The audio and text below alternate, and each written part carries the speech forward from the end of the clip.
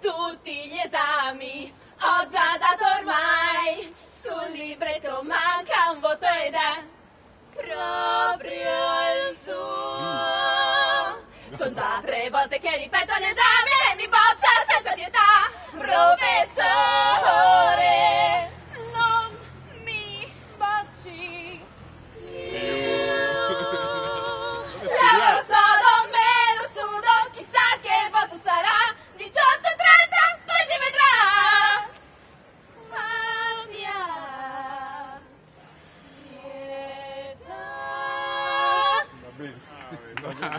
Però studiate se volete passare l'esame.